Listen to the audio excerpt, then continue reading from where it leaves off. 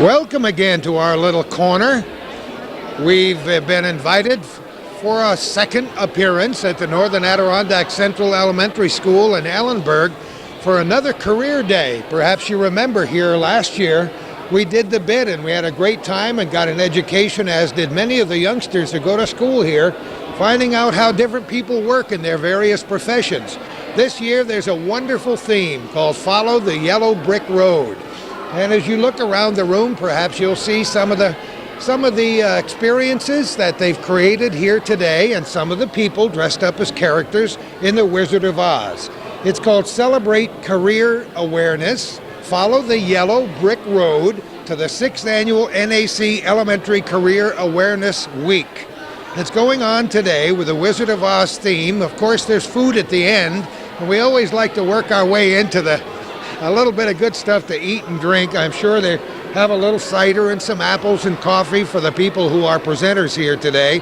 Let me give you a little bit of an idea who some of the presenters will be to the youngsters here today.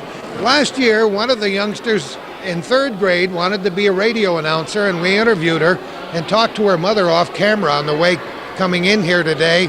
Unfortunately, the little girl doesn't want to be an announcer anymore or a TV star. She wants to be a UPS driver. That's the latest click. I love it. We'd like to catch up with these kids a year later and ask them what they want to do. Some of the presenters will be from agribusiness, the FAA students. Stephanie Gorin will be here, I understand, from Channel 5, WPTZ. Cheryl McCrellis, Postmasters, Beverly Canning. Chef Tony of the Pizza Barn. I don't think we talked to him last year, as I recall. Northern Florist will be represented here today. Over on this side, I see our good friends Mike Peterson and Suzanne Moore, better known to her friends as Shan Moore from the Press Republican.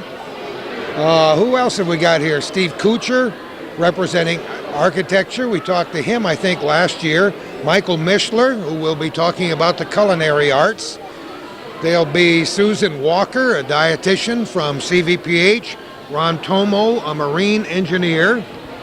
And Rick Bruce, our good friend, the conservationist, who I'm sure will talk about the out of doors. He's got some of his owls and animal skins here again. He's been working for a long time as a representative for Pointer Rush State Park. We'll have Mark Rivette, New York State Trooper, here to talk about the state police. And there will be some special presentations throughout this career day today. There'll be a career discovery zone, the Science of Oz. That's for kindergarten through 2nd grade. That's, I believe, probably right here on the stage that you were just looking at. Last year, I think, we saw some line dancers. This year, I think there'll be some clogging with Amy Filion and company for grades 3 through 5. Outside, I noticed as we walked in to the NAC gym this morning, that wonderful fire safety trailer. There'll be a demonstration today. Firefighters Association and the local club got together to help to raise money to buy this trailer.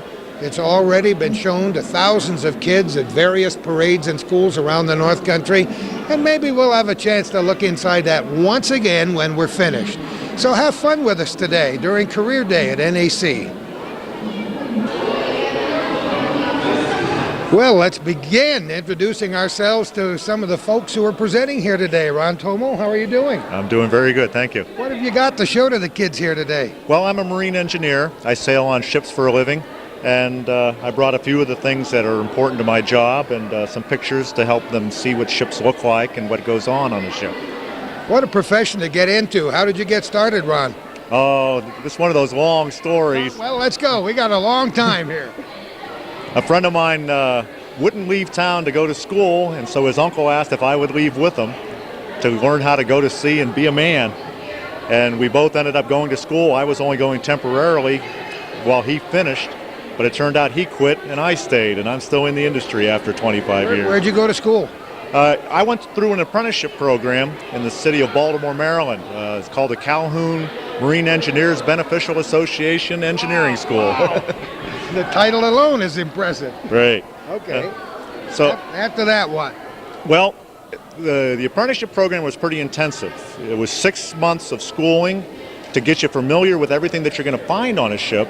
Then they actually put you on a ship for a year, and you worked in the engine room doing the same work you would do eventually after you got your license.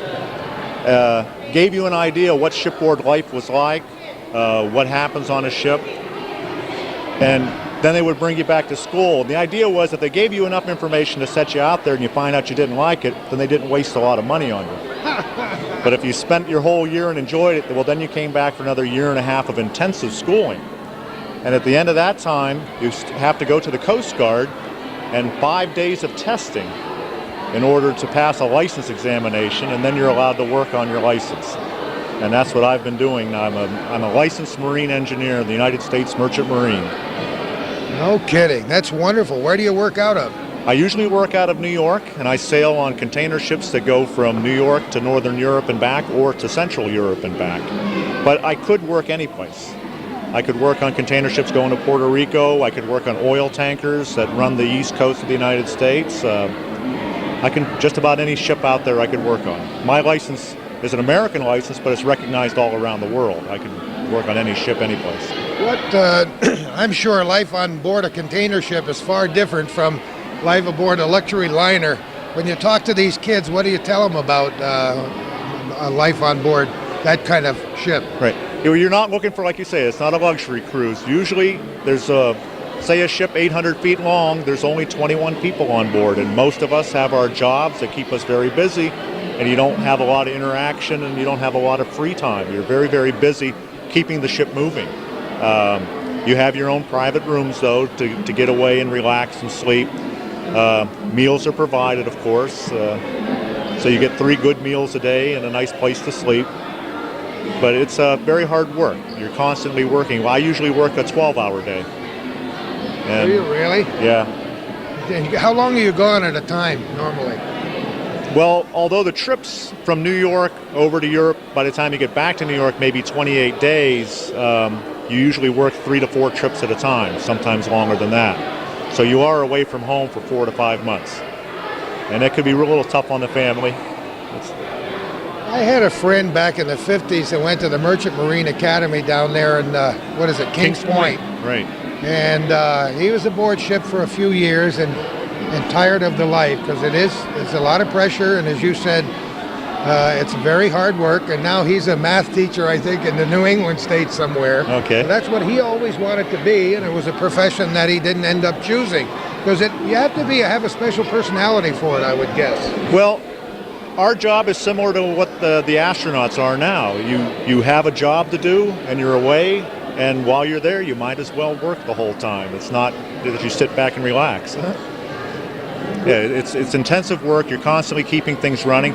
Because they've reduced the number of people on board the ship, that gives you that much more to do. You're constantly fixing things to make sure they don't break down. I would imagine that's quite a job. Some of these ships are not necessarily made in 1997 either. No, you don't. In fact, you don't find many new American ships. Many of the ships are 20-some years old already. And that means things are starting to fall apart. And we replace pipes, we replace pumps and motors, and overhaul engines, the whole works. See, when you're out on the ship, you can't call the hardware store for a part. You got to know how to make it, patch it, fix it, and get it going again, so you can get to where you have to go. I think some of these kids you'll be talking with today may have gone to, let's say, the St. Lawrence Seaway, so they may have seen a fairly good-sized ship going through the Seaway up close.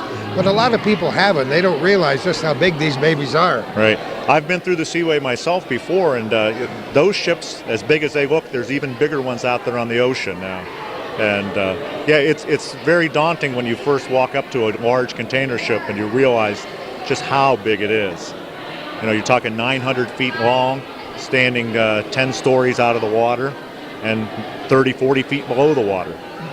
But I'm sure that people who read newspapers and look at the media here think more of transporting goods across land on tractor trailers and tandem tractor trailers, and maybe they'll see an occasional freight train, okay. But they probably don't think as much about transporting things across the water. Right. But it has to be done, and a lot of tonnage goes across the seas. There's a lot of stuff moving back and forth.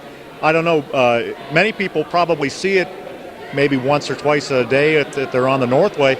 A lot of containers that are riding on the back of trucks that say Sealand on it. Well, that's the company I normally work for. And what they do is they take the container off in New York, off the ship, and set it on a set of wheels, and off it goes to its destination. It gets emptied, and the container is brought back and filled up and taken somewhere else. That container might have been around the world 7 or 8 times already, because they just reuse them over and over again. And there's a lot of commerce out of Montreal, isn't there? There's a lot of commerce out of Montreal. Halifax, we used to stop there quite a bit. New York City is very busy. Boston, Norfolk, Virginia, there's quite a few major seaports not far from here. Where do you make your home? I didn't ask you that. I live in Morris Forks. All right. That may be the most important thing we've covered. Were you born and brought up here, right? No, I'm originally from Youngstown, Ohio, but when I went to school, Youngstown, Ohio to Morris Forks. That's got to be a story and a half. When you went to school, what? Okay, I went to school with my future brother-in-law, and I didn't realize it. And that's after we both got out of school. I met his sister, and she soon became my wife. And she likes it here, and I like it here, so that's why we moved back into the area. I love to hear you say that. There are a lot worse places to call home than Morris Forks, I'll tell you that. Oh, not many places nicer, though. Yeah, that's great. Ron, thanks so much for having us here today. Good luck. Okay, thank you very much, See you Bernie. later. Well, when we started this morning, I knew we were off to see the wizard, but I didn't know it was going to be Bernie Bassett. It may not be. Who runs the show here today. You've been at this school for a long time, and I can tell you love it. You got that smile on your face again, Bernie. You've got to love it, Gordy. I'm in the best place that anybody could be. I'm with kids every day. It's just terrific. It doesn't seem like a year since Bernie, the principal here, invited us down for our last show, and you've done this for like about 6 years, haven't you? I think so. That sounds right. I don't know. I just made that up. It sounded good. I'll go with it. So what do you got going on here today? What a great theme. Yellow Brick Road, Wizard of Oz. It is. Our committee that works on this and their fearless leader, Dorothy, over there, the committee chair, our backbone to what's happening, had thought at great lengths about how they could do something new.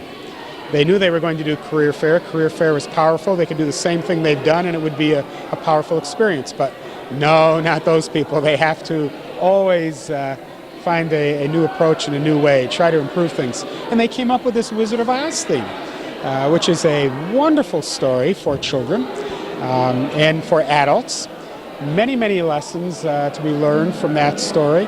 And they went with the theme in costume and character as well, and I have a touring theatrical group coming in later this spring, and they're going to be doing a musical for the youngsters, The Wizard of Oz. So we're going to carry this theme right through the year. Oh, yeah. And it's very exciting, and they're helping the youngsters to follow their dreams, to have courage, and to have heart, and to have a strong mind, and they'll be able to achieve those dreams.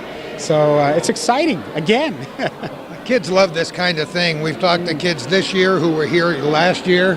We talked about some of the kids have already changed their ideas about what they want to be when they grow up 2 or 3 times. But then, as adults, we sometimes change our career goals as we go along. I think you know that, don't you, Gordy? Yes, I do. I talked to somebody who graduated from the University of Massachusetts in Amherst. I have a granddaughter going there now, but a gal who's an assistant district attorney here who told me she changed her major 3 times before she got out of school. So. Right. Well, that's part of the learning experience. And even once we're out there in the working world, I think we're exposed to other careers that tap into other skills and talents we have, and you just have to follow the yellow brick road, I guess. Yeah, wherever that opportunity is, a little bit of serendipity. You bet. And, you bet. Howard Gardner talks about multiple intelligences in his work. And we try to incorporate that in our school setting to realize that there are multiple intelligences, and sometimes we have to really look to find where that strength is in a child, but also in us. And it may well be it's a musical ability or an interpersonal ability that isn't tapped. So it's activities like this that we hope help individuals find themselves. Open doors. You bet. You Open bet. doors. That's the business of important. school. Keep those See where doors that open. horizon is and make sure it gets farther and farther away so we can follow that road to see where it leads. Right. And I think it follows with a career theme that nobody should have to spend their life working in any environment, at any position. They have to drag themselves out of bed over. I think like the two of you that are enjoying and loving every moment of what you do, hopefully every person, wherever they work, springs out of that bed in the morning and is anxious to get out there and be productive. You and I have talked about this before, and it's very important. I can't imagine going to a job where it was very difficult to get out of bed and say, "Oh no, not again," because I look forward to every day, and I wish everybody could feel that way. You bet. You're right. I think we're fortunate that we've been able to do that, and certainly some people aren't. But we need to make them realize there are options, there are alternatives. We are lifelong learners. It's a land of opportunity, right? You bet. You bet. There's not a better place than right here. So anyway, what do you have planned here today, Bernie, that we don't know about? I know we're going to have some clogging, and I know we're going to have a little lunch at 1 o'clock. But in the meantime, you've got stations around here, and people are just talking to kids to see what they want to know, I guess. Right. There are a variety of activities taking place. We have some learning centers that are set up across the building. We have activities that have been going on in classrooms prior to today that will continue beyond today, with youngsters doing writing activities. We also have our fifth graders that will be doing a job shadowing activity out in the community, again later this year. We have a lot of research being done by children where we're incorporating the use of technology to do the research, as well as traditional research, getting on the phone, getting into the books to learn about their careers. A lot of entertainment today, as you mentioned, with the clogging, but one of the biggest focused events is what's happening in this room. Up on our stage, we have some youngsters that are going to be engaged in interactive activities where they're learning about careers, developing some skills of their own, communication skills, and then, of course, meeting the presenters. And it's nice, as I looked around this morning, to see some familiar faces back and also some new faces, which they always have to keep things moving around because the children come to this each year. So we have to have something new for them.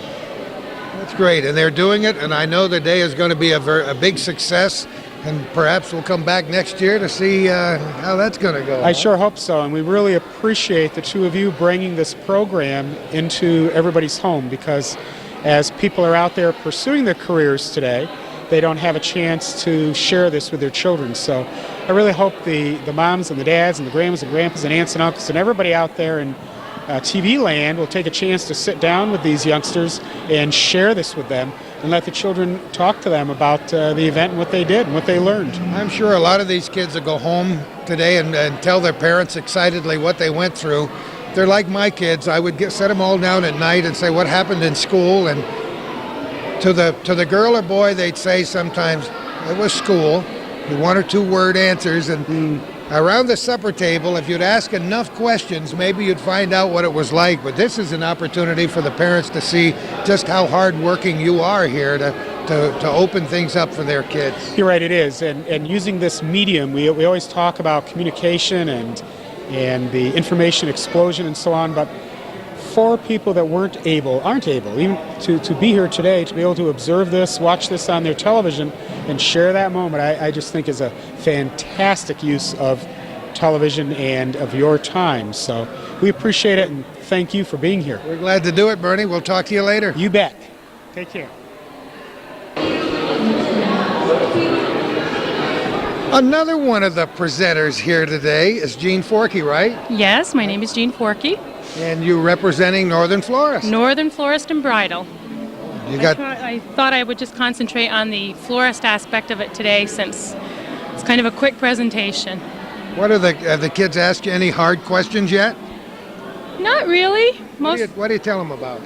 I tell them that they need to really pay close attention to their math if they'd like to work at a flower shop, because I do a lot of work with the cash register and the billing, and that they also need to speak well and be articulate, because I talk on the phone a lot, and that they need to pay attention to their spelling, and they're English because I do a lot of communication. I talk, like I said, I speak on the phone a lot, and I talk to customers about what they'd like and be very accurate and try to get things right.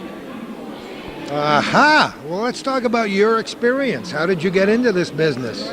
My experience is I thought it would be a really wonderful place to work, and I called up before Christmas and said, do you need any extra help? And she said, yes, come on down, and I love it. I love flowers, and I love people, and I love the seasonal aspect of it, that we celebrate different holidays, and it's just a really fun place to work.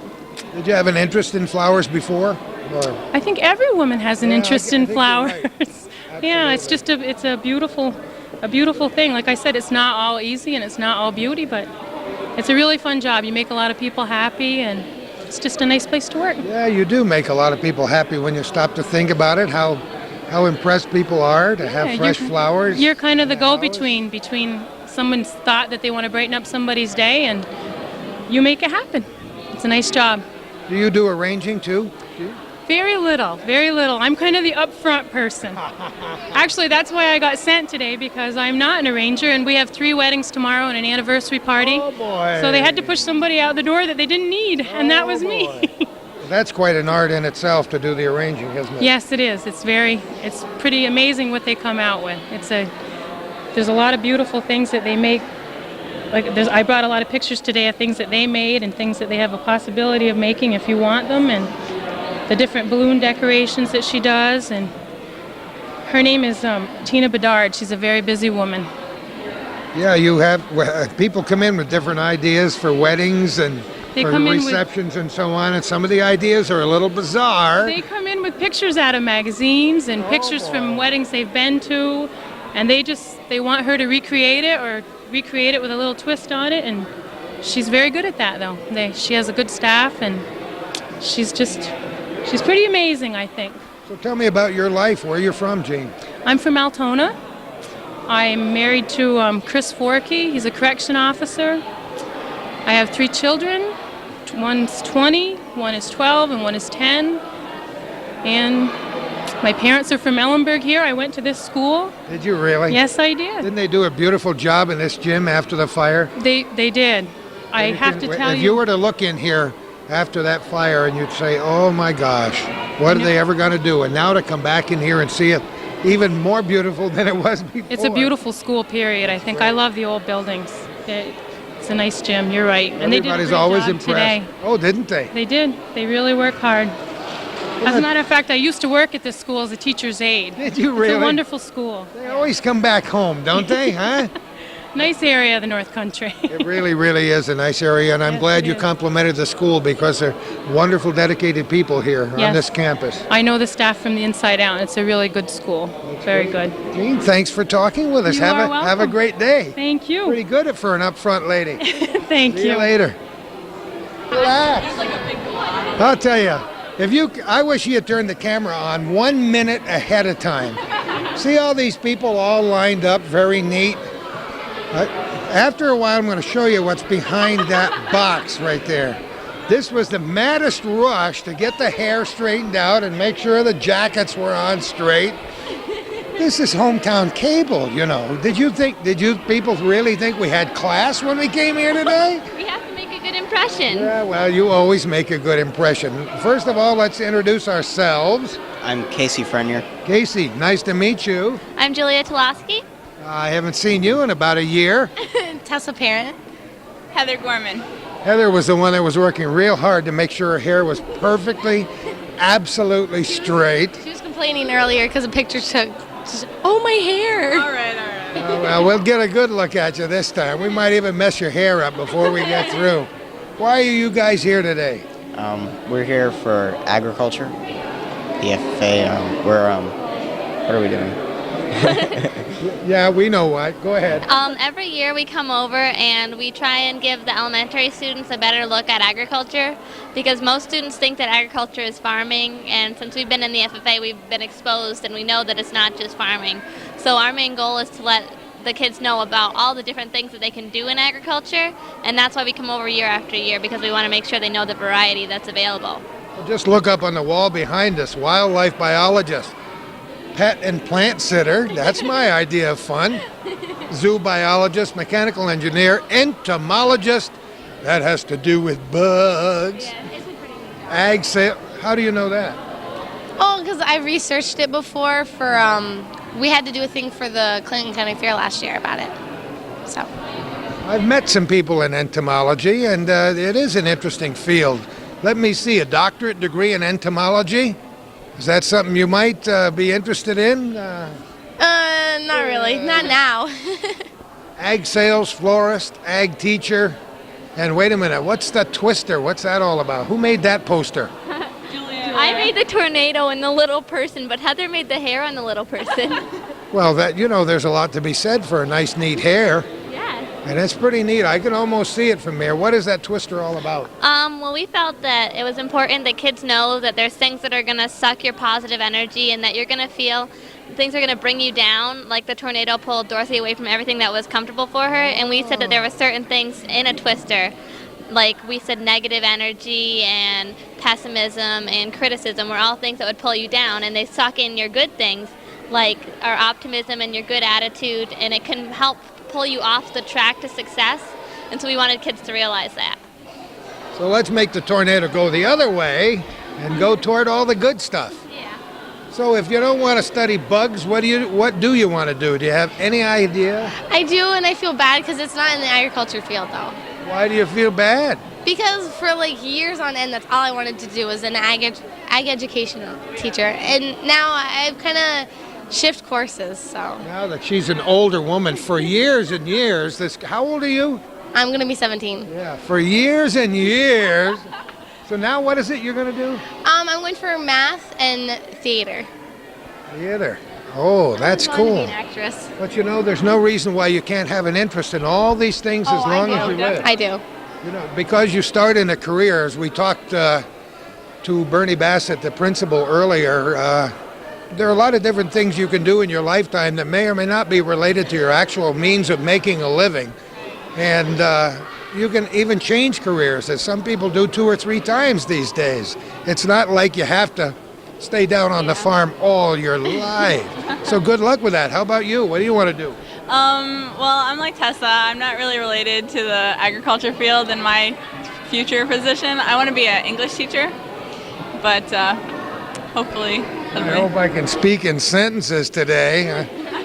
But she's probably got a spell check all built in, too. How about you? What do you... Oh, it is? So what do you want to do? I would like to be an ag teacher or in ag sales. We're so glad there's somebody going to stay in the field, right? Really? Yeah. Do you have any idea where you might like to go to college? Probably, I'll probably start in like Koboskill, and then I might transfer somewhere else. Who knows? And you, young lady? I want to either work in ag communications or as an ag teacher. I kind of want to take over Mr. Bushy's job. Don't tell him that. Oh, I told him that. He's very happy. He'll probably be moved out by 4 o'clock this afternoon. Do you guys have an actual presentation for the kids that come around? Or? Yeah, we basically tell them about what they're interested in because we have so many different things we can tell them about. So they've been doing most of the presentations and I've been videotaping, and they've done a really good job catering to what the kids have wanted to know about. Let's talk a little bit about your organization itself, what it is, how many people you have involved, how often you meet, that kind of thing. Wow, I don't know how many we have. We have a lot, probably over 100, including the 5th and 6th grade chapter. Yeah, we have over 100 members in our chapter, but it's a national organization, and there's, I think, over 42,000 members. At least there's a good over 4,200,000 members. But in our state, we have probably 10,000. No, 8,000, I think, is our membership in New York. But we meet, our younger chapters meet more often than our senior chapter does because we don't have as much time as we get older, and I think that's something that we're taught through FFA is time management, because there's so many people who have different sports going on that you can't stay after with the whole chapter. But our 5th graders had a meeting just 2 nights ago, so we meet quite often. Do you ever get to do any things with other groups around the state or the country? Oh yeah, we Tell go. me. There's state convention. It's held in one spot every year, different spot, and every chapter that can get there goes, and you mix with everyone from New York State. There's a national convention that she's been to. I haven't been to it, but We're going this year though. Julie and I are involved in a national contest that was statewide, and then we went to at state convention. We competed and we won, and now we're going to national convention. So, and there it's in Kansas City, Missouri this year, and it's the last year there. Oh. Yeah, and You can bring Dorothy with you and the Tin Man and the... we do a lot of touring. She's told me about it, and you do a lot of touring on your way down through Indianapolis and so on, and then you go and people from all over the country come to this convention and do all sorts of different stuff. She knows more about it than I do. Well, tell me about it. You went. When did you go? I went last year because, the main thing is that you get to meet people from the state because you bond, because you see New York written at the top of the back of your jacket, and you're like, oh, you're from my state, and you're just kind of glad to see people who you have a connection with, even if you don't know them personally. So you really make friends that way. But you also get to meet. One of the things that they did last year was to encourage people to meet people from different states. So they had a piece of paper and it had a list of the states, and you had to get an autograph from everybody from one of the states. So you had to have an autograph from New York, from New Jersey, from all the states. It was really hard, but you met people very quickly that way because you're trying to fill it up as fast as you could. And it's an amazing experience. I mean, there's so many inspirational speeches that go on and workshops that you can learn stuff in, and you can watch the national finalists, and it's just awe-inspiring. Do you have to save your own money to get there? Most of it, but the school board actually gave us some money to help us pay our way down. They gave us, I think, $250 a piece because we're competing. Well, tell me about the competition. She said competition. What does that involve? It's a parliamentary procedure competition, and what it is basically is it's like, it used to be running a meeting, but now it's knowing the proper rules to run a meeting. And Heather is the vice president, which isn't an actual set thing, but if the president decides that she needs to discuss a motion, then Heather takes over and she's the chairperson. And it's really a lot to learn because there's so many different rules. You need to know, like, if a motion is debatable or amendable, or what kind of a vote it needs, if it requires a second. And it's a lot of information that you need to know, but we basically, only her, I think, second year doing the contest. It's like third or fourth. This is my third or fourth year. I've been doing it since I was in 7th grade. Wow. I'm the one who's the new one at it. I've only done it 1 year, so she probably would know more about it than I do. I kind of just follow their lead. So you start regionally, you won the contest here, and then went statewide? Or what? Well, it's more or less, we start in the sub-district in more or less against 3 schools, and then we go to a step higher to districts, and then if you win there, you go to sub-states, and if you win there, you go to states, and you compete against 2 or 3 other chapters that are from various regions in the state, like from the western and the southern part, and we're from the northern. And we competed there and we won. And now we're going to nationals, and it's a lot different now because we have like 50 people to like states to compete against, so it's a little more nerve-wracking. But whether you win or not, the experience will be wonderful. You Oh already yeah, said that. we're really looking forward to it. Just the 2 of you going? There's 4 other people. 4 others as well? Yeah. You're not going? No, he's going. I'm going, but not for the parliamentary procedure thing. I'm just going to go as a spectator. Just to go and enjoy. Yep. Sounds like an awful lot of fun. You're amazing young people. I wish you luck out there, and luck with all the other things you do in life. Thank you so much. You're welcome. Have a great Have day. a good day. You too. See you later. Have fun. You know that I'm going to head for wherever the food is. Well, Gordy, you always come to where. Michael Mishler, how are you? I'm doing great. I'm doing great. And yourself? I'm doing great too. Look at this stuff. This is beautiful. Explain what this is. Well, what we've done is, of course, their theme here is the Wizard of Oz and Over the Rainbow. So the students at CV Tech decided that we'd try to reproduce some sort of a colorful cookie to give away to these kids. So we came up with a rainbow cookie here. But, you know, kids like to watch things being made, so we brought along Ernie, who's an NAC student right here next door in the high school, and one of my students is CV Tech. And he's doing some vegetable carvings, making some apple birds and some palm trees, and he did a shark earlier today. and the kids are just love watching him do. Oh, I think that is the neatest stuff. I've seen ice carving, but I've never seen vegetable carving. Well, you know what? Ice is a lot of fun to carve, but you just can't find what you need for a 300-pound block of ice in this town. Now, maybe last year during the ice storm, we could have found enough ice to do something like that.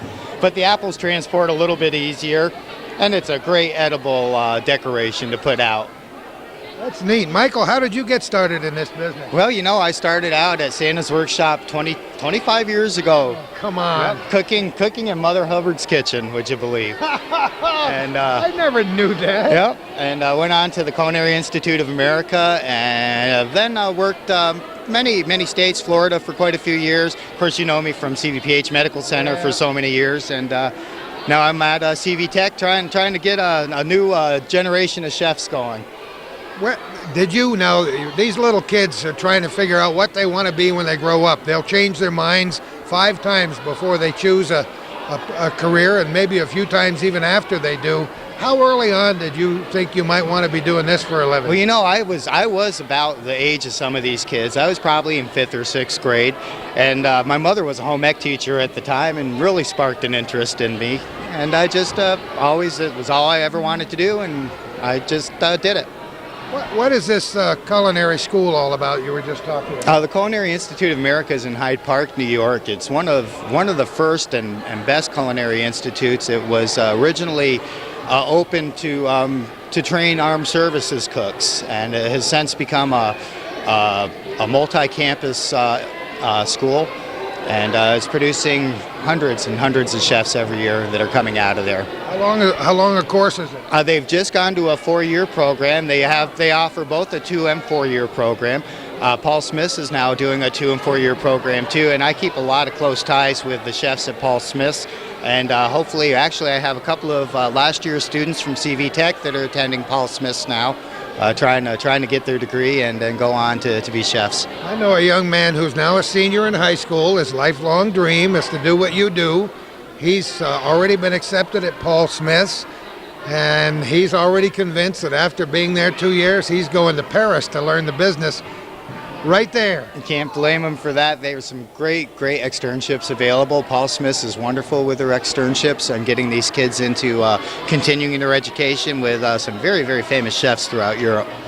How open a field is it for young people who want to get into it? How hard is it to get a good job? Well, I'll tell you what, despite the economy, people will always eat. You know, Gordy, you like to go out. Yes, I do. And, you know, the people are always going to go out and dine. People are always going to take that extra $1 or $2 that they have and go on vacation somewhere to a resort, and the field is wide open.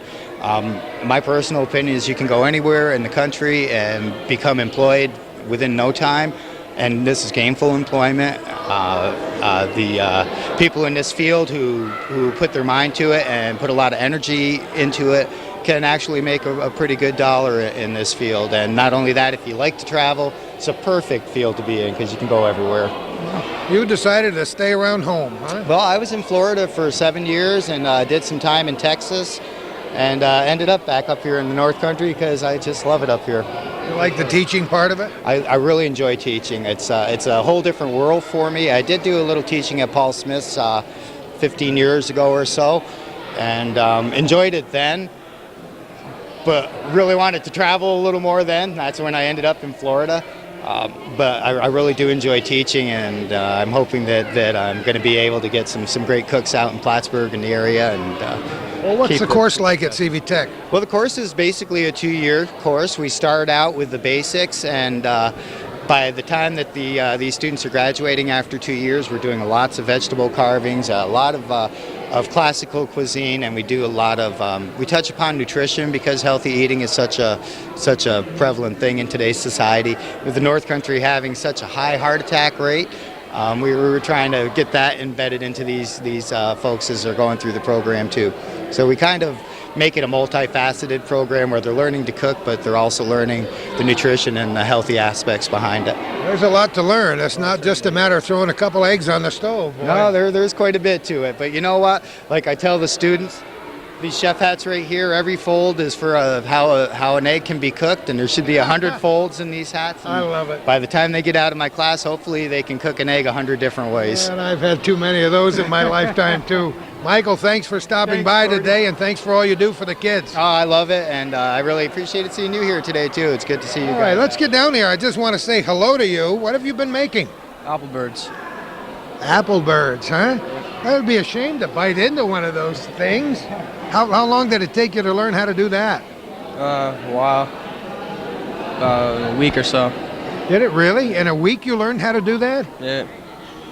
My problem is I get it half done and not like it, so I'd have to eat the apple. Then I'd start again. Well, that's the fun part, Marty, is you don't throw anything away. You just eat it. If you make a mistake, you eat it and start over. I love it. This is neat. You made this one too? Yep. Shark? That is That's a a shark, shark. huh? You go to school here? I go to school here and I go down to CV Tech in the afternoon. You think you might want to do this stuff for a living? Yeah. That's why I go to school. Yeah, what other reason would there be for going to school, huh? You've learned a lot so far, I guess. Yeah. Do platters and apple birds and stuff like that. Yeah, that's really neat. That's quite an art. Now, do you? I wasn't watching. I watched you when you started, but I was talking with Michael and didn't get a chance to see. Are these you cut parts off and have to put them back Yep. on? Yeah, you cut them off and then angle and then you piece them back together like a puzzle. And you've. I'm amazed at how you have 3 here and they all look alike. I can imagine what mine would look like. Yeah. My first one didn't look too good either. Well, you've done a great job. Best of luck in your future. Thanks. Michael, now I can't leave yet. I'm thinking about apple pies. Oh, well. This Boy, is the what a place. great part of the North Country. Oh huh? my gosh, and the apple crop, despite all the weather this year, is doing pretty well. A little bit smaller, but they're tasty as all North Country apples always have been. And Nathan, that was one of the reasons why we brought apples here today, is because this is apple season and can't. How many can't beat- things can we make out of apples?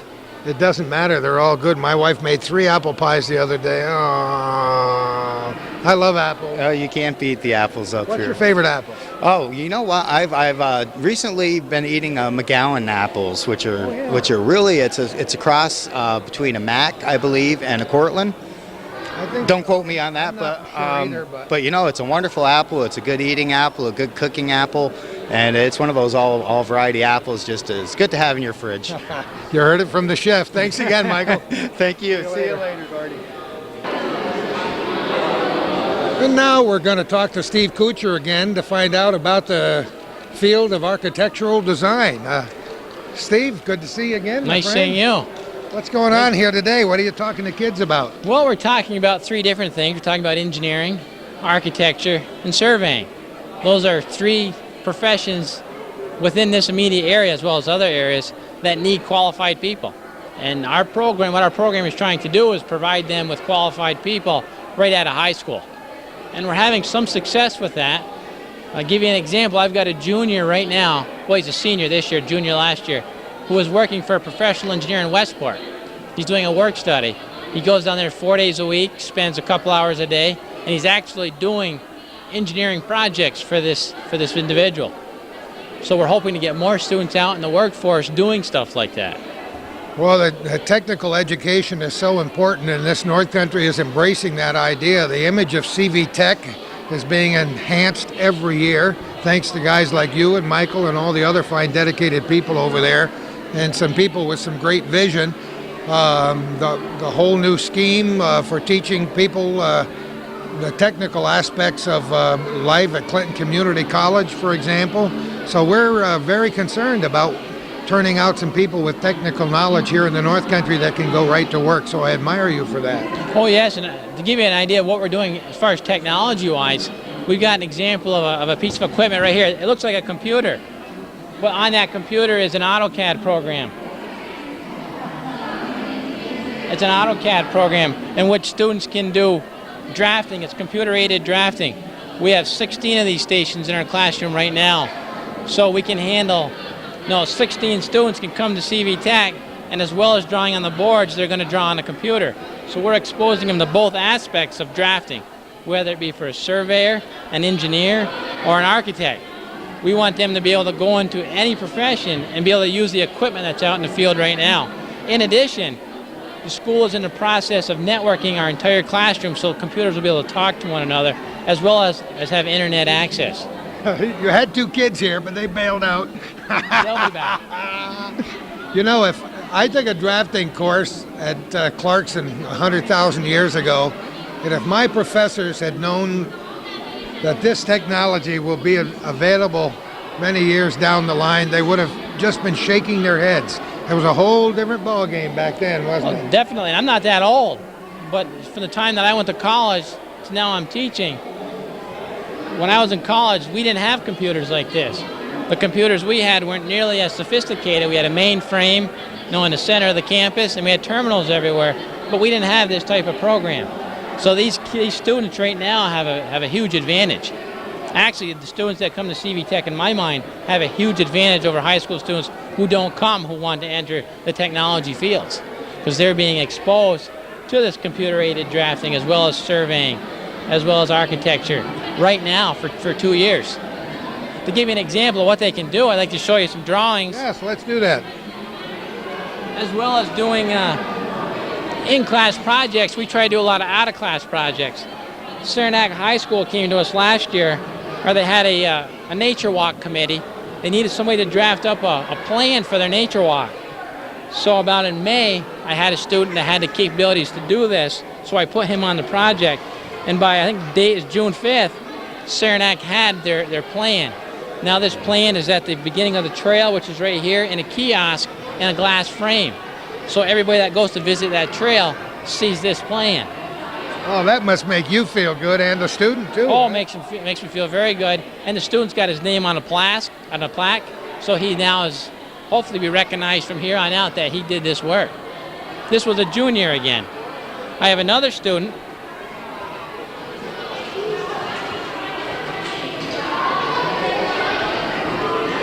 We had an individual from Moore's Forks who drives bus, and she's at CV Tech daily, and she saw something that one of the students did, so she came in and asked about doing a plan for her house. She has an existing house, wanted to put an addition on it. So I said, sure, bring us in a picture or a basic sketch of what you wanted, and the student, in about probably 3 weeks, came up with a complete set of plans for her. And this is just an elevation showing the garage, the addition, and this is the existing house over here as it connects.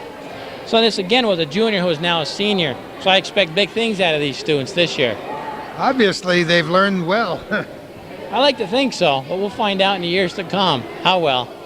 How well have your students done? Now, you've been doing this for a little while. It's only my second year. Last You year started last? Last year was my first year teaching. I had 17 students last year. We doubled to 34 this year, and right now we're down to 32. So right now we've got 16 computers, and students come for half a day. So we've got a full house both morning and afternoon. So the program right now is growing, is at a point that I'd like it to stay. You'll be able to track them.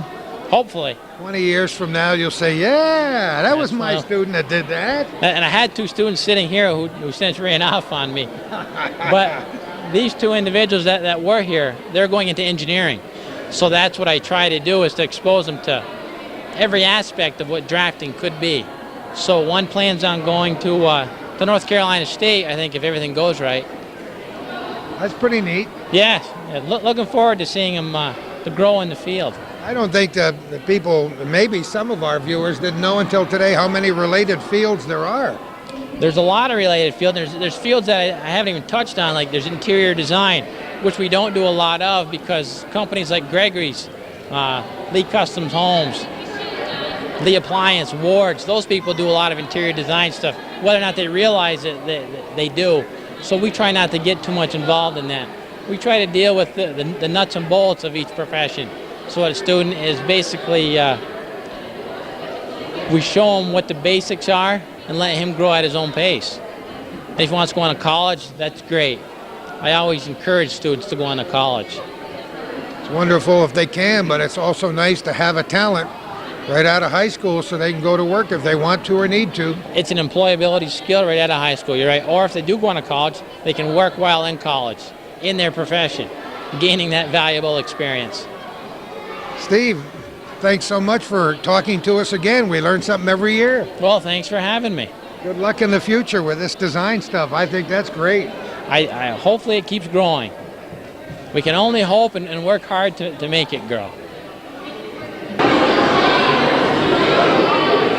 The post office is a very important part of our everyday life, not only here in Ellenburg, but in the rest of the world.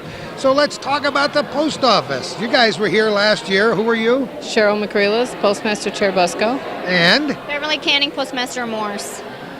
You think we really ought to let her do all the talking? Well, maybe. What are you guys showing here today? We're showing how we're teaming up with technology, how the mail processing is done by computers rather than it used to manually be shown. We have a case where they used to manually sort it, and then we're showing on the video how our computers are doing the sorting of the mail now. Different ball game. How long have you been in it? 19 years I've been in Postal Service. And I bet it was hand sorting in the beginning. It was hand sorting, yeah, it was hand sorting. A lot of it. Now we don't, the only important thing now is that everything is written more correctly when addresses are put on, because the machines are reading them, where manually people could visualize and know what people were trying to say, but the machines don't. Unless it's correct, it's going to get thrown out. That's the big difference.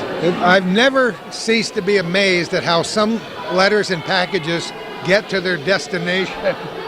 I bet you've seen some rather weird things on envelopes. They'll have the town and the state with the wrong zip code, but it still gets to us anyway. It'll get to the right place. And I think a lot of people will take the time and the effort to try to see that each piece is delivered to the right home each day. Even the forwarding mail. Yeah, you rolled your eyes when you say that, because that's really tough, isn't it? The forwarding, seeing how forwarding was taken manually out of our offices and it's done by a computer in Albany now, it's hard for us to control the forwarding when you move from one town to another and leave I didn't realize that. You're telling me something I didn't know. We don't forward mail anymore out of our own little offices. We send all the forwarding mail down to CFS in Albany and they forward it themselves. Mail gets shuffled around quite a bit, doesn't it? Some ends up in Plattsburgh and some in Albany. And how does that work? How does it know or where to go? Well, if machines can't pick it up, then it is done manually, and it gets sorted manually by people. Then they can send to where it's supposed to go, to the proper address. So you're mechanized even in the rural post offices now? You do automatic sorting of your own, or do you still do it all by hand? The mail that comes into our offices is all done by hand. We don't have the space or the room to put these large machines, and you've been into some of the rural post offices and they're pretty small. So we still do sort the mail that comes into our own offices by hand. But the mail that is coming into our offices have already been sorted at the Plattsburgh office by the machines and is trucked to our offices, and then we break it down. But we are getting more mechanized. We're each getting a computer like this for our offices, and we do have our priority scanners now.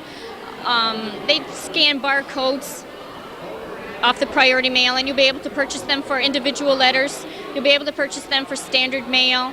You can put a barcode on just about anything now, and we can track and trace it. What are you showing up behind here? They're beautiful. Well, this is one of the new stamps that were presented this year.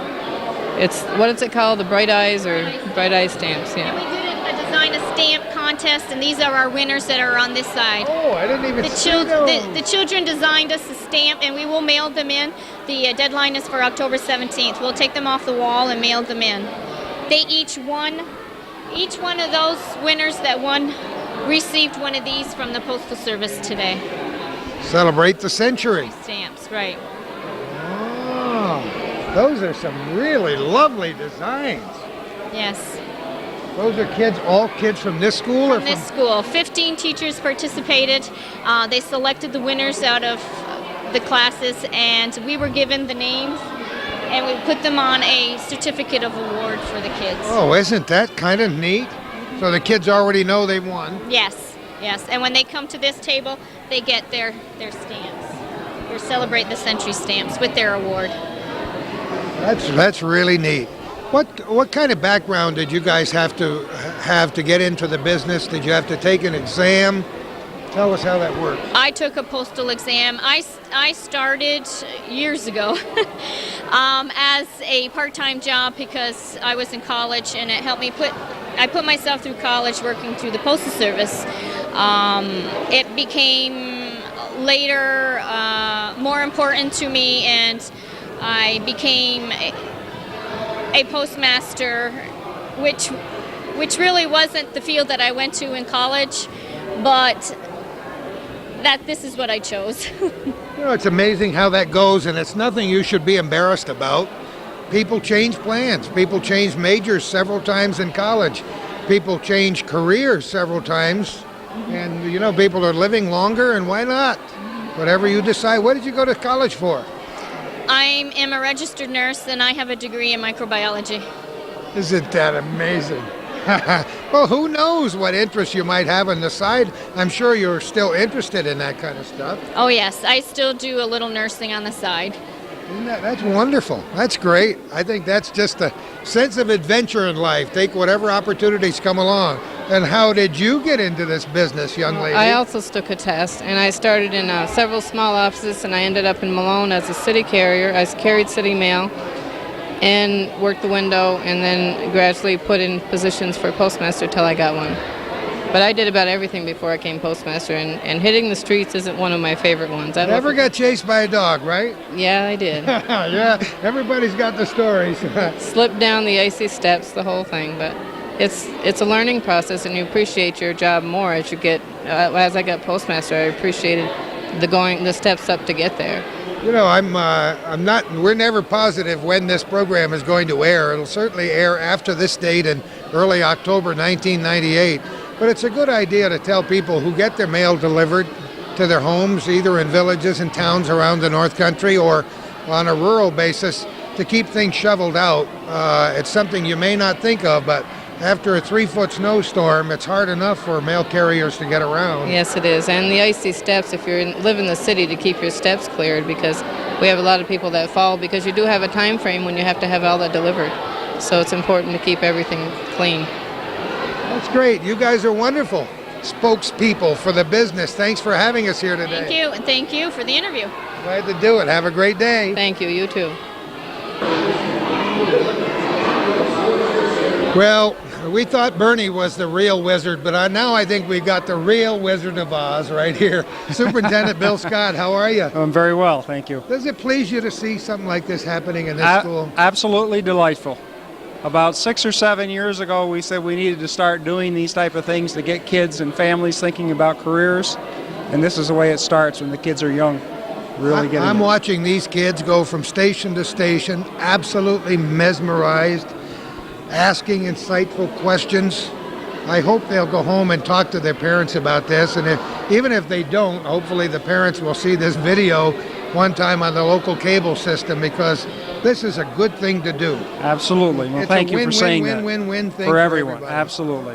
And there's a continuity to it, because each year there's follow-up, and if they don't get the message that year, next year they get the same message again with some new innovations to it, and it really helps. It's nice to see some new businesses and fields represented here this year, and some very bright people whom we've interviewed who are dedicated to kids, and that speaks well for what's going on in the North Country. The people who complement this school district are many. Good. I'm glad to hear that. We all work together here. And teachers and kids love it down here. So you guys are doing something Thank you. right. Thank you. We all work together, and hopefully for kids, and again, you can see the effort that's put on here with everyone coming together from all over the county. We ask usually once, and they're here. We love this building. We love what happened to this bit. We hated what happened to it when the fire occurred. Right. But to come back in here and see it this way. There was over $1 million spent on this one room here. No, it's beautiful. It's great to come back for the last couple of years to soccer games down here. Yeah. I don't have any more kids in high school, so I may have to come down on my own just to watch the local kids play. But Bill, for the people in other counties who aren't watching this, let's talk a little bit about your career. How did you get from where you started and end up being the superintendent of a rural school district in northern New York? Well, I'm not sure my. Okay. Out of the way. Okay. I didn't attend a career fair to find out about it. I started out in a family business that my family had had for about 50 years, and I liked working with people. And my parents insisted on a college education, and I just kept going and received 3 degrees, and worked in the business as well, and kept getting encouraged and promoted. And for the last 19 years now, I've been the superintendent here, and been here for 31 years as an administrator, a teacher, and a superintendent. Boy, that's a long story made awfully short.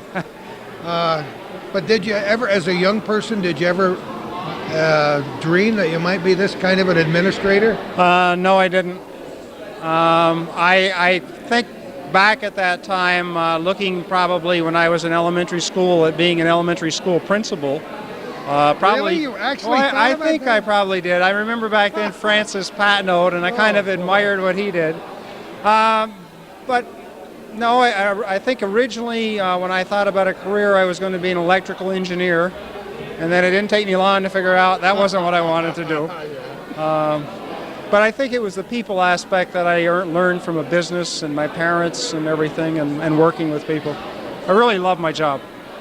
You know, it's obvious that you do, but it's hard to find anybody who works in this system who doesn't like their job. Well, that's good. And that speaks well to the fact that you're doing a lot of things right. Well, thank you very much. It's not always an easy business. There are certain frustrations. Oh, sure. Every day there are frustrations. There are a lot of things that go on behind the scenes, things that you do that they don't see, that people have no idea, but it's what comes out in the end that counts, and what comes out in the end is pretty darn good. We call those frustrations or problems challenges.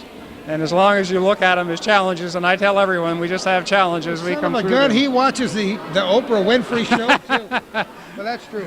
It's true. Very true. Opportunities. Where do you live? Right here in Ellenburg Depot. Lived here other than going away to school all my life. We talked to Bernie earlier, and we talked about how tough it must be for people to get up in the morning and hate to go to work. You don't have that feeling, and neither do I. I'm proud of. I've never missed a day of work in 31 years. I've been lucky to be a healthy person. He's going to work up to the Gordy Little record yet. Right. Isn't that wonderful? 35 and a half years in the radio business, and really? I didn't either. There you go. Except when they scraped my vocal cords one year and wouldn't let me talk for 5 days. It wasn't my fault. But it's that's important. When you wake up and you feel good about yourself, but Absolutely. You're physically healthy, that's where it starts. Yes, I guess it that's does. what the bottom line would be. My mom always taught me that if you have your health, you have everything. And when I was young, I used to think I didn't know what she meant, but I know what she means. You got it now. As we grow older, we appreciate that. That's for sure. Those momisms stay That's with us, right. don't they? Right. Bill, thanks for having us You're down very here welcome. today. Thank you for everything you do for such a long time for kids, because Well, that's what counts. Thank you very much, and I'm glad you're here. Thank you. Quick overview, I take it. Yeah. Trooper Mark Rivette, how are you today? Oh, very good, thank you.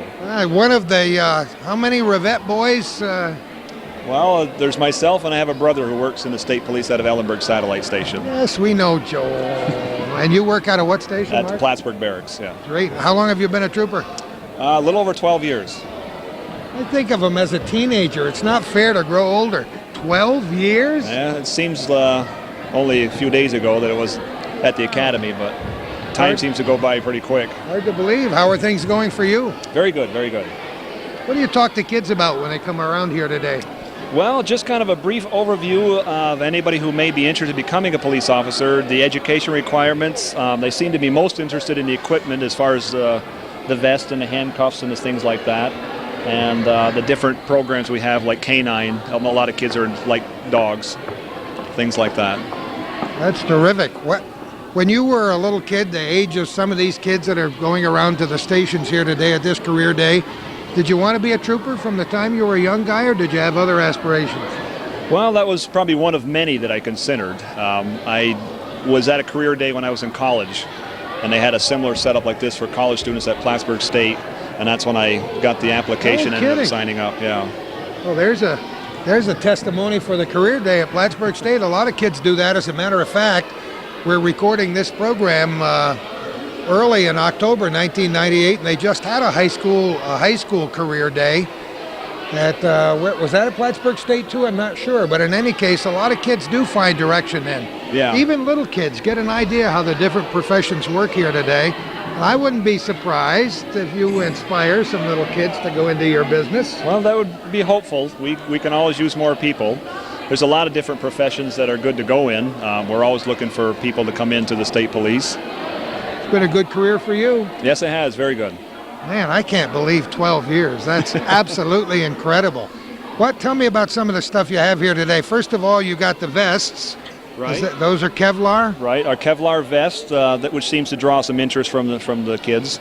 A lot of it, especially as children, you get a lot of either some are right, but some notions about police equipment and procedure from a lot of movies and stuff. You have a lot of questions about different things like that.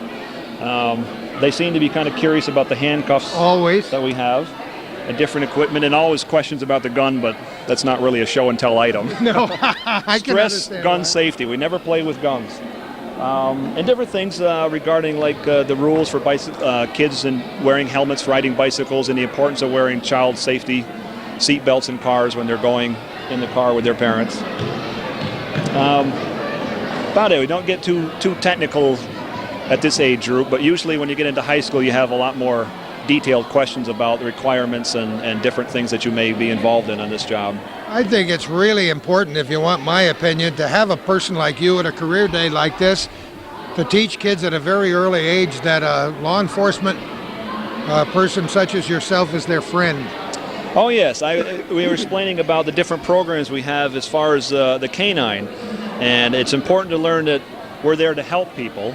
Especially in the canine program, I explained like we use them to help find lost children who may have wandered away while hiking in a park or something like that.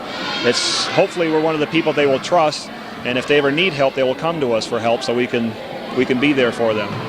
Have you ever? You haven't been involved in the canine yourself, have you? No. We've just recently Trooper Bowles out of our station is now going through the canine program, and we just she has a beautiful white German Shepherd that's part of our station now. Gotta see it. Yeah, he's very nice. We've had some beautiful dogs in this troop in the past, and I've known the guys who've had them and trained them. It's an exceptional relationship that you build with your dog. Oh yeah, you get to be very close. You spend an awful lot of time and training with them, so they get to be quite close with their animals. Didn't know that Amy was involved in that. Yep, she's currently in Albany right now in the canine training program. This is I think she's about halfway through it right now, and he's a very nice dog. I think that'll work out good. I don't know if I should ask you, how did you get chosen to come down here today? Well, it's a long story. I just started getting more involved in some of the public relations work with the rollover simulators that demonstrate the safety of seat belts, and this career day was coming up, so they figured, hey, might be interested in doing that. I said, sure, why not? It is fun to talk to kids. Oh yeah, you never know what kind of questions they might be interested in asking, but it's fun. Hopefully we get some interested people. This is one of the good parts of the business, right? Yes, definitely. Every day isn't a great day because of the things you have to do and the problems you have to face, but something like this makes it worthwhile, Yeah, I think. this is definitely on the positive end of things. Yeah. It's nice to talk about the positive parts of the job and some of the kids that might be interested in law enforcement. Let's hope you inspire somebody. You inspire me, Mark. Best of luck. Say hi to Joel, will you? All right, thank you very much. See you later.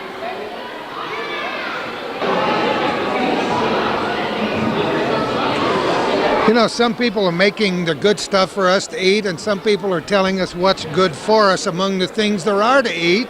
Susan Walker, how are you? I'm very well, thank you, Gordy. Well, it's wonderful to see you down here today. What are you talking to kids about?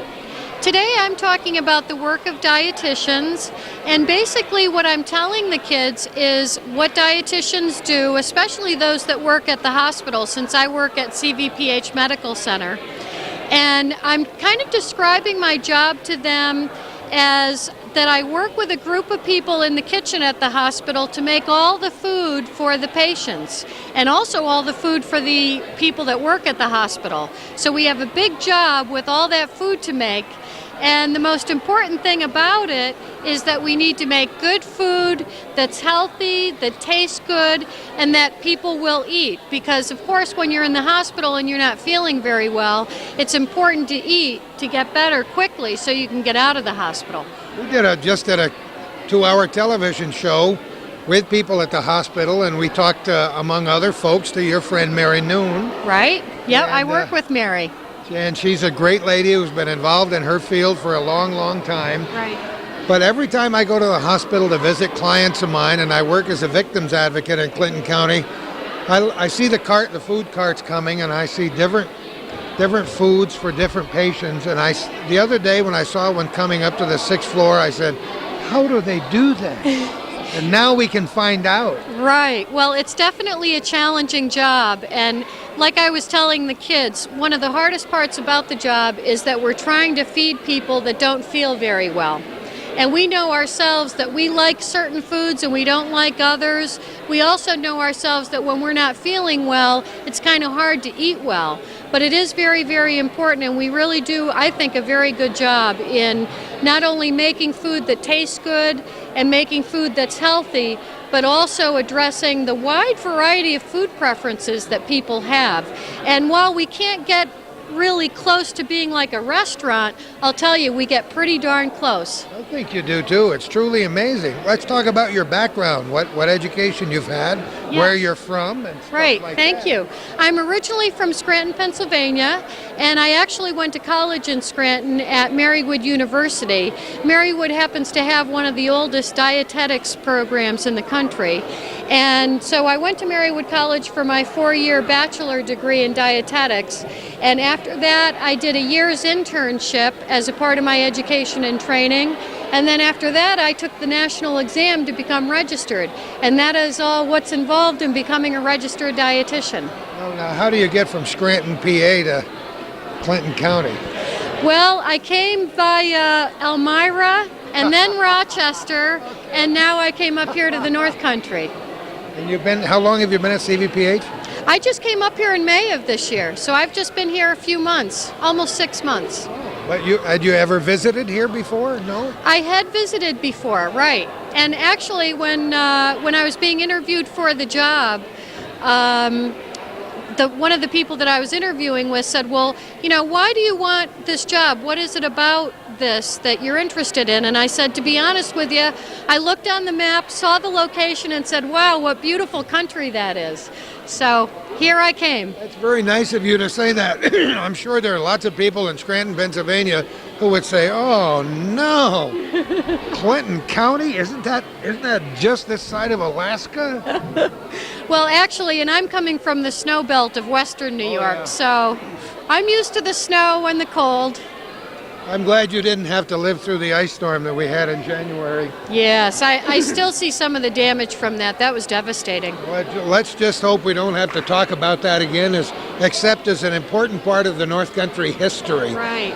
Now, I've talked to a number of the presenters here today, and I've asked them, when they were the age of these kids, yes, what aspirations did you have? Did you ever dream you were going to get into this field? How early did you think you wanted to become a dietitian? Well, actually, when I was about this age, I was more interested in Jacques Cousteau and National Geographic, and I actually started out college in studying marine biology. No, come on. Isn't that an amazing transformation? Right. Wow. Well, I realized in marine biology I was either going to be working in a research lab or working out on a ship most of the year. And by the time I got my wits about me, I decided that's not really what I wanted to do. And then I took a look at dietetics and realized that that's a very, very practical field with a very high employment rating. So I decided to go into that. Nice to know, too. Yeah. It's nice to tell these kids. Yeah. If you're looking for a career that's related to food and health, dietetics is very, very good because there are a lot of jobs and there's a lot of different things that you can do with that degree. And there are quite a few very good schools here on the East Coast that people can apply to and look at. Absolutely. In fact, State University of New York at Plattsburgh has a dietetics program to be a dietitian. For people who don't want to get out of town. Right, right. Susan, we're delighted to have you here today. Oh, thank you, Gordy. It's been a pleasure. You got that $1 million smile. Thank you, Gordy. Best of luck in everything you do. Thanks a lot. Thanks a lot.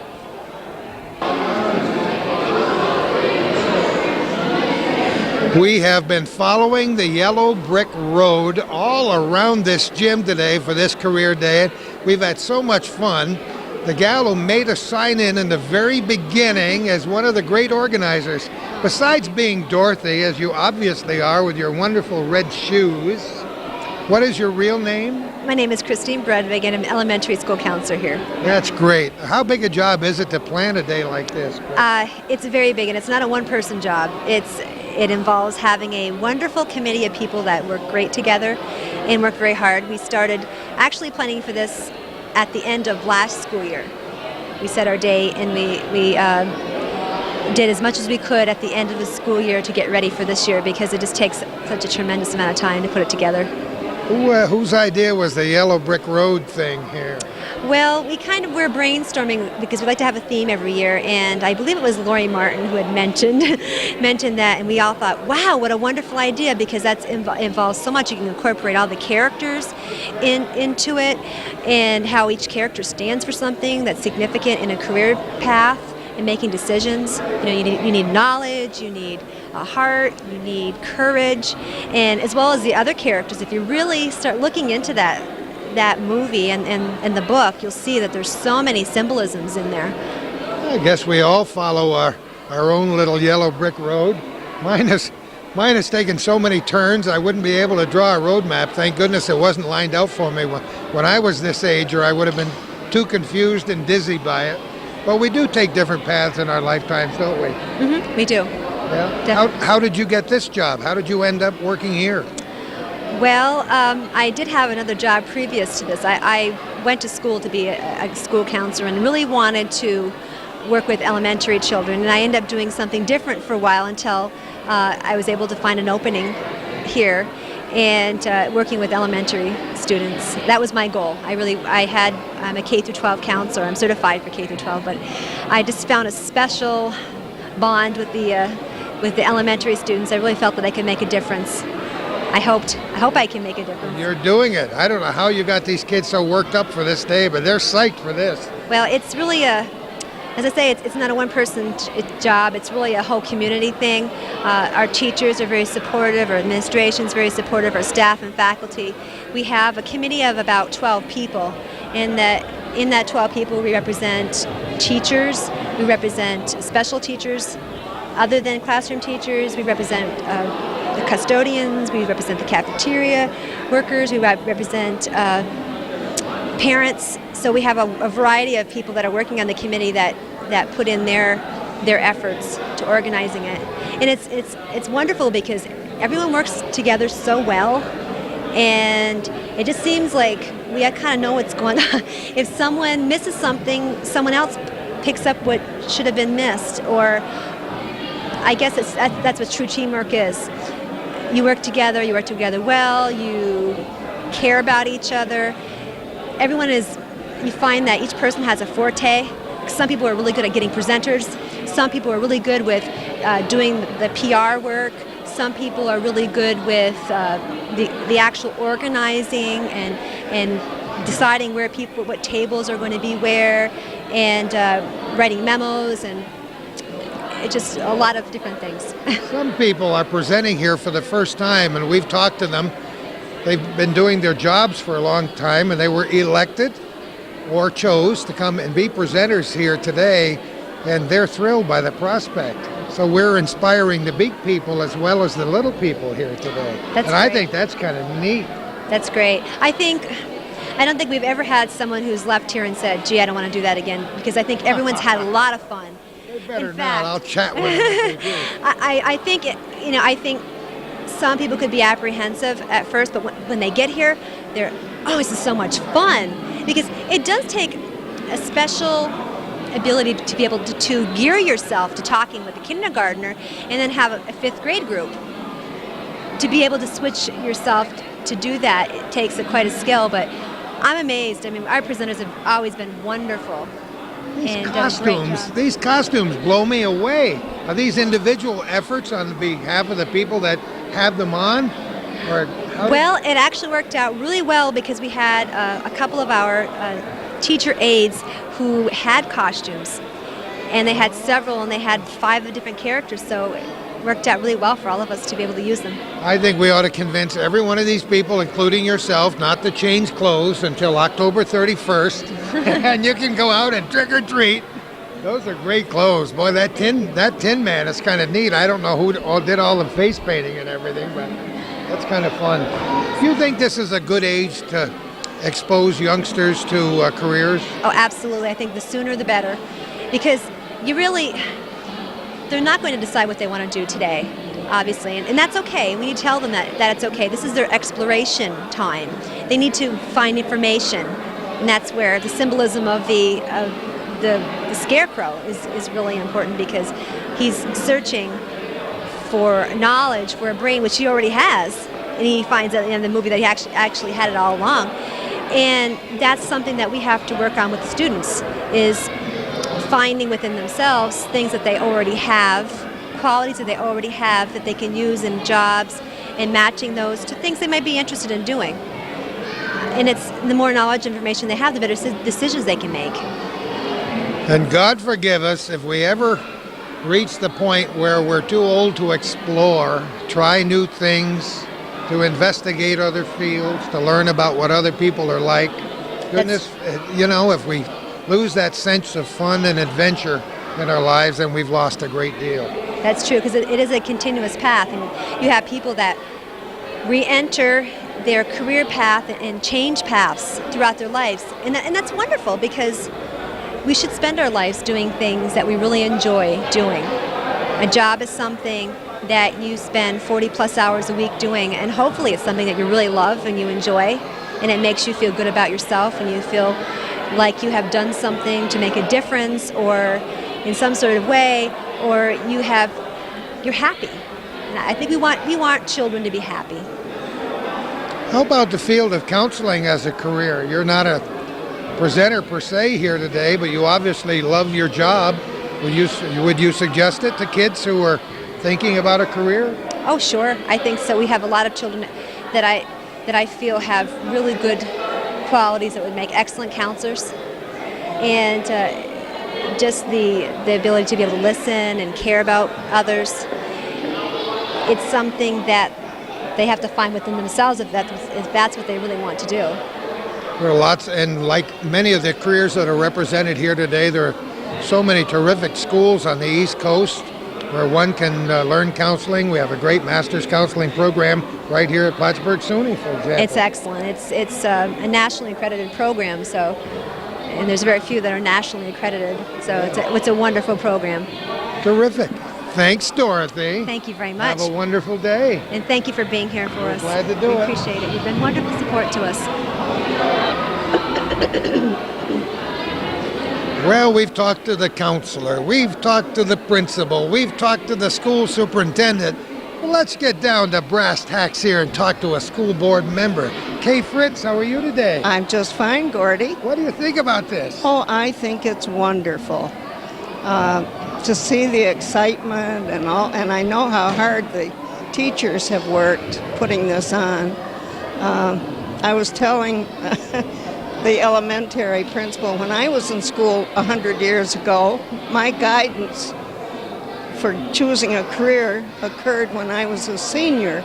We had no guidance counselors, and when you were a senior, you were called into the principal's office and asked what you planned to do next year. You know, I'm not sure that I ever was. Maybe I should write a column about that. You and I were talking about that nostalgia column, and that's something very interesting. Going to our little country schools, they were interested in giving you an education, and I was fortunate enough to have people who did look toward my college future, but in those days I think I wanted to be a civil engineer, and so that some of my high school courses, math courses, were designed around that theme. I've gone down many different yellow brick roads since that time. How about you? When you were a senior in high school, what did you... I knew that I wanted to teach. I always, from the time I was a child, enjoyed school and wanted to teach. But my family didn't have that much financial backing for me. And so I wanted to be a phys ed teacher, but I couldn't afford to go to really? Cortland.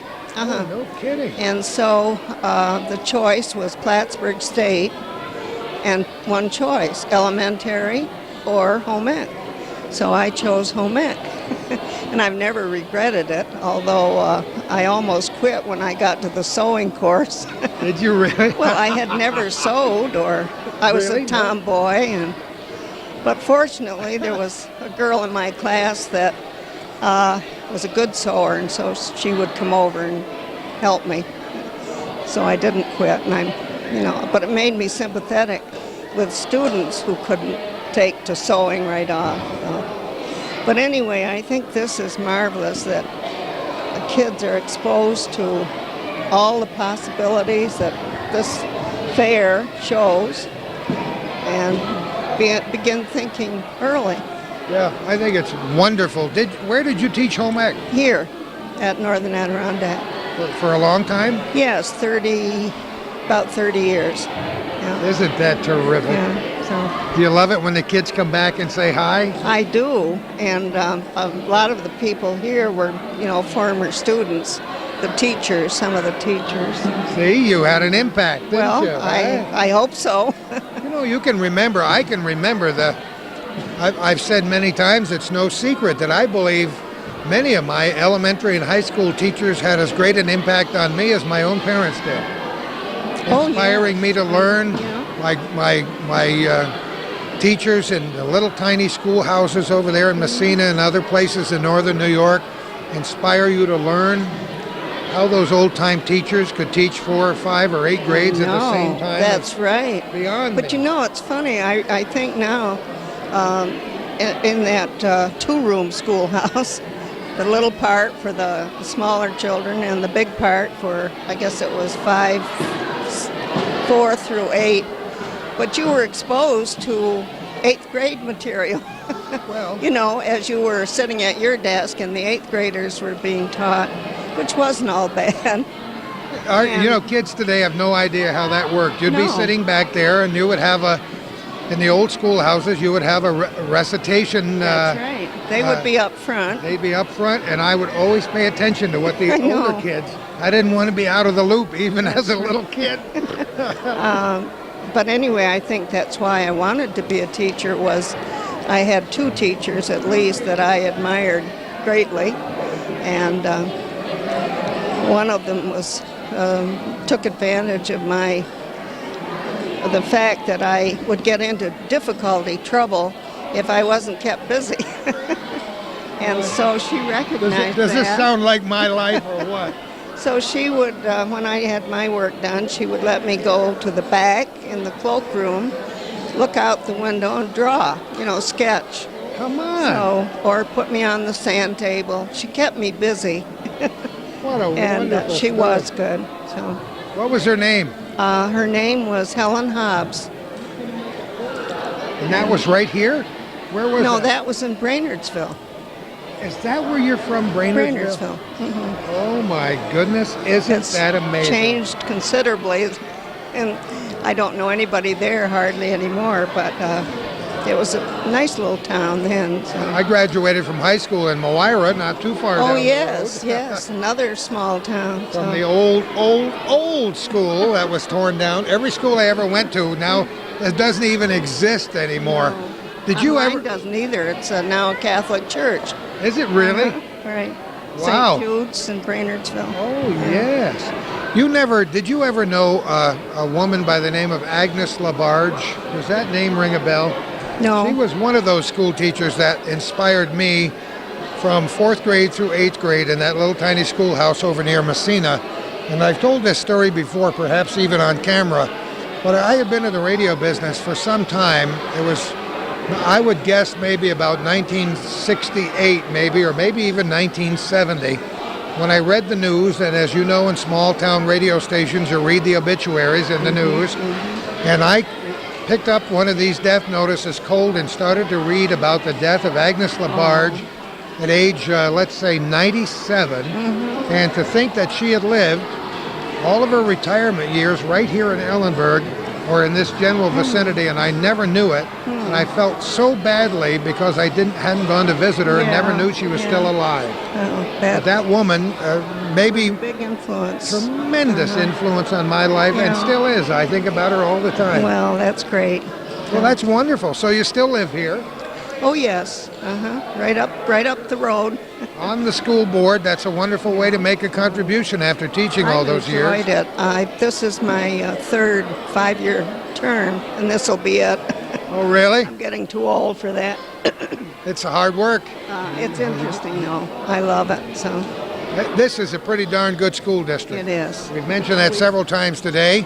We like proud of it. we like the people here, and it's easy to see that the goodness goes from the top down. You know, from Bill down to Bernie to all the people that teach here. Everybody loves their job, and that's reflected down to the bottom line, as that is inspiring these young kids and giving them an education. Yeah, I really believe that. We have a wonderful team, administrators, teachers, school board, coaches. Yeah, that too. Okay, thanks so much for all your hard work, and You're welcome. a pleasure to meet you and talk to you. A pleasure to meet you, Gordy. Get online, and I've got the TV on, and I'll suddenly find out, but I will tell you, the online stuff usually grabs me. And I'm trying to watch Law and Order with the TV, but with the computer running, it's just idiotic. All of a sudden, they're trying someone else, and you don't know why. Right. All right, we've been waiting for the most popular lady here all day. The kids have been thronging around. Stephanie Gorin, how are you? Doing great, doing great. Don't you love this part of the job? This part of the job is the most fun, especially to get kids excited about your profession. It really is. Before you talk to this next group, I just want to say, formally and in public, welcome back. Thank you very much. It's great to be home. We missed you when you were gone, and I know it was an experience you had to do, but you have to be happy. I'm thrilled. I'm absolutely thrilled. This is home to me, and it's great to be back in my home community.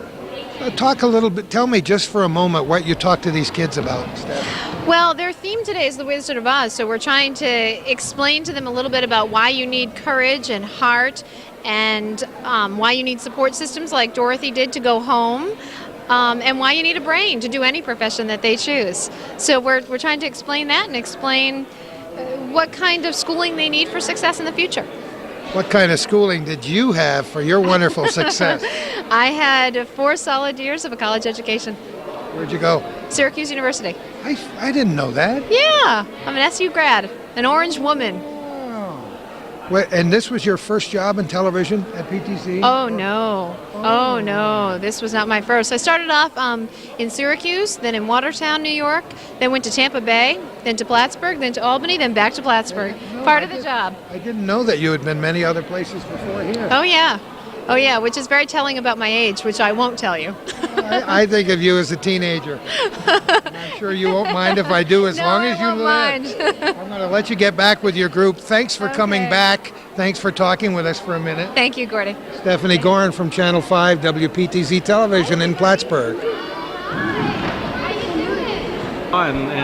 Okay, we're back on again. Mike Peterson, of course, from the Press Republican, and Suzanne Moore, talking with kids, and I wondered why she had bonded with these kids, and now I know why. Tell me why, Michael. Well, Shan's got a problem, and the kids are helping her.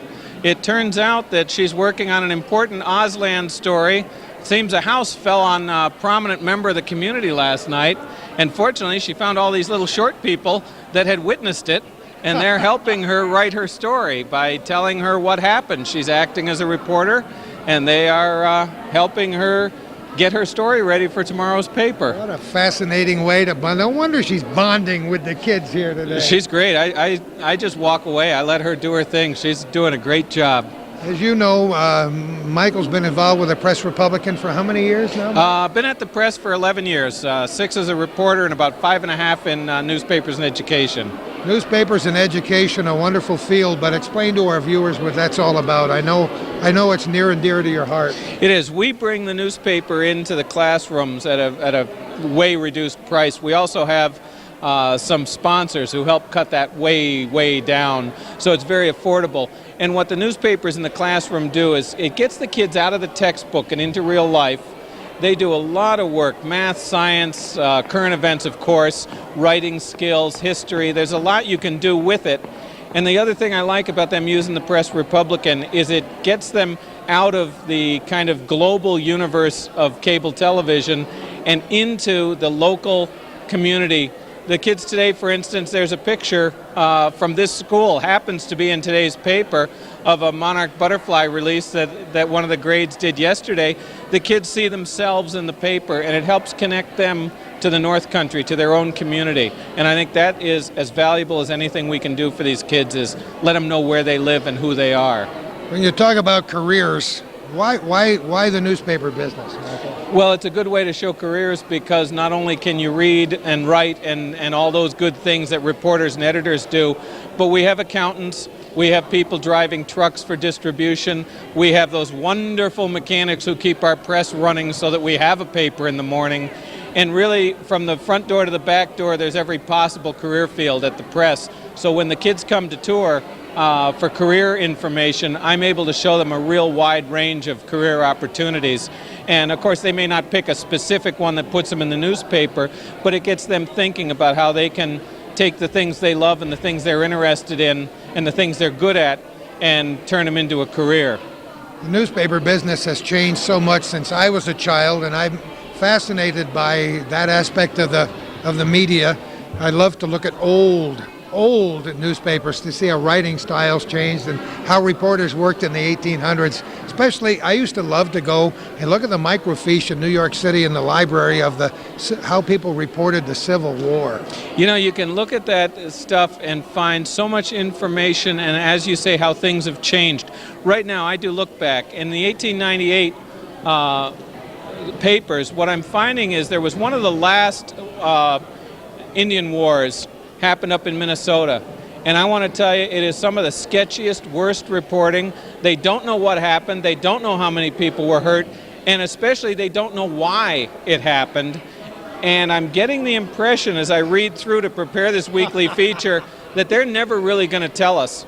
And you turn around now, and when you look at the way journalism went behind the lines in Baghdad during the Persian Gulf War, we really had much more complete. Now, there are a lot of people that say somewhere we got to maybe find a happy medium, but the idea of going out and rampantly speculating about what you think might have happened is something that 100 years ago was fine. I was there, this is what I think happened, and boy, that would never be acceptable today. And it's funny, we were just discussing that, how some prominent columnists recently have had to leave their jobs because they made stuff up. This is something that happened in the past in newspapers all the time. There's the standing joke about how many heroes were made in the dime novels of the day, which people actually believed when they mentioned real names and then just made up stories about these people. The Ned Buntline caricatures of people like Wild Bill, Buffalo Bill, the various native leaders, Geronimo and Cochise and people like that, became so much larger than life. Wyatt Earp, Bat Masterson. And I think that now there is a stronger feeling that we need to get it right. And part of that, I think, has to do with the fact that people have so much more information that if you don't do it to be ethical, you ought to do it because you'll get caught. Now, here's a woman, I think she wants... Are you going to interview him about this breaking news story? We want to know if you really went down the yellow brick road. I did, Gordy, and I understand that this guy you were just talking to was very jealous of something about this girl in this house that fell on the witch. Police are saying that maybe this was intentional, and there could be a connection between her and Mike Peterson. Oh, no, really? Yeah. I got a question for you, too, yes, sir. That goes beyond all of this. This guy, Calvin, behind the camera, has been bugging me all day to see if I can remember if Dorothy had a last name. Oh, yeah. And? Dorothy Gale. There you go, Calvin. Nobody knew that? See, I wasn't that curious about the connection. Gale, cyclone, wind, I don't know if that was You have to intentional. understand, she's a reporter. She has to get the facts. You and I are columnists. We can just say, a local girl named Dorothy. Details to follow. Yeah, one size 7.5 shoe and one size 6.5. Exactly. We'll be investigating that further. Are you having fun today, Oh, I'm Shan? having fun. I've been interviewing the kids. I designate them as munchkins and ask them what they saw when the house hit the witch. And it's amazing how quickly they leap into the game and come up with these. One little girl, I think second grade, she said, "Oh yeah, the house nearly fell on my dog." And she's going on about it. I love it. Yeah, I got a new phrase now. I'm not going to use that old phrase anymore. That was so crass. Now it's, where were you when the house hit the witch? That's right, exactly. I like that. See how clever you are? You inspire people to do all kinds of things. Hey, we're going to start this again, Gordy. We're turning the camera off. We did this last year. This is great, though. Yeah, it is. Last year we had a ball here. They've done this for about 6 years. This year we understand from the organizers they had fewer presenters because there were people who complained there were so many kids and so much noise. I thought it was kind of neat, having been brought up with a lot of kids around, but this year it's fun. This is a great theme. Oh, what a great theme. It made my wheels turn just to think of something that would attract the kids' attention, and this is perfect. I don't know how they could top this. Oh, I didn't realize that they had it on television over there. Yeah, we've been watching it. We can read Dorothy's lips pretty well, but we have trouble with the lion. But it's Dorothy Gale. Dorothy Gale. For $1 million on Jeopardy, I wouldn't have known Dorothy Is Gale. Hometown Cable offering a prize because I knew that? Only if Calvin's willing to give up his shirt or some other dear possession. Okay, I already stole his pen. That's good too. He's got a lot of those. Hey guys, thanks for being here today. Thanks, Gordy. Thanks, Michael. We'll see you later. See you back at the shop. Yeah.